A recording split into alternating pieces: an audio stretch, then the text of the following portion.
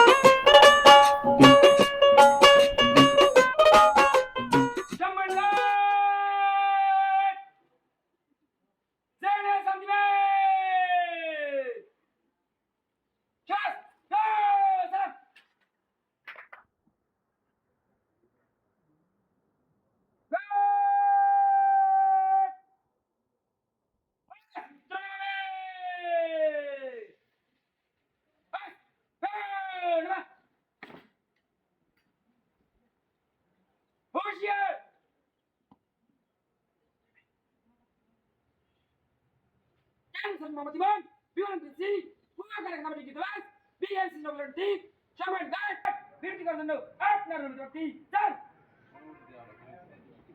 Aye, sir.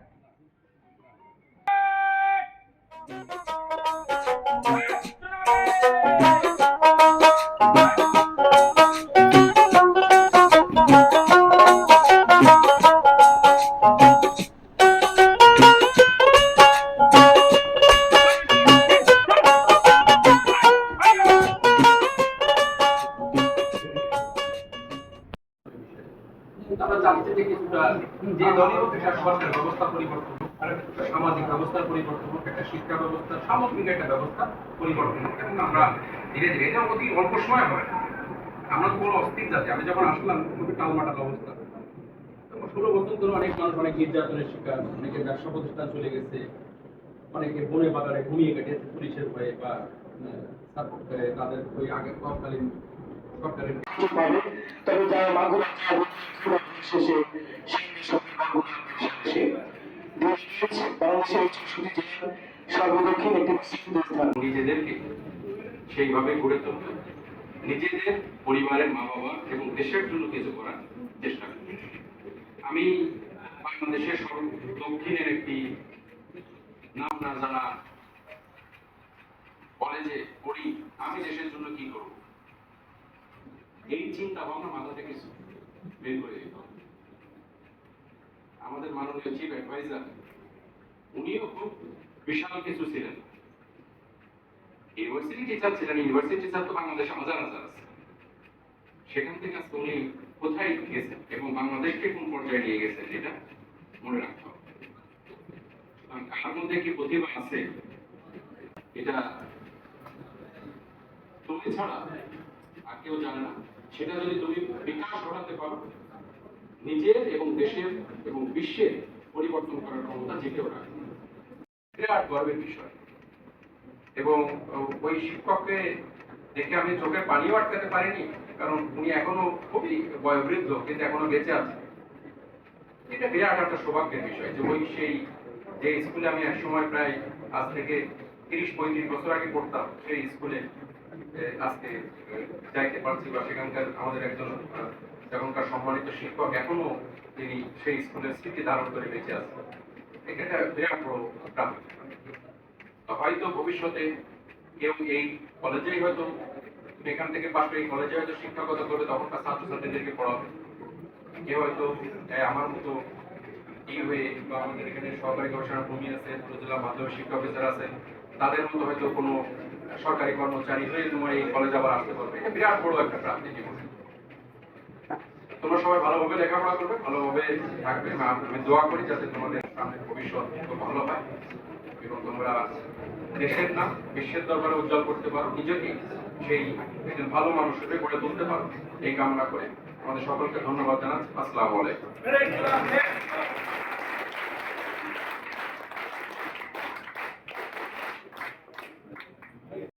সুযোগ পায়, তারা যেন স্বপ্ন দেখার চেষ্টা করে এবং তারা যেন সেই পথগুলো যে পথ তাদের জন্য কঠিন, সেই পথটাও যেন তারা সাধনার আওতায় নিয়ে আসতে পারে।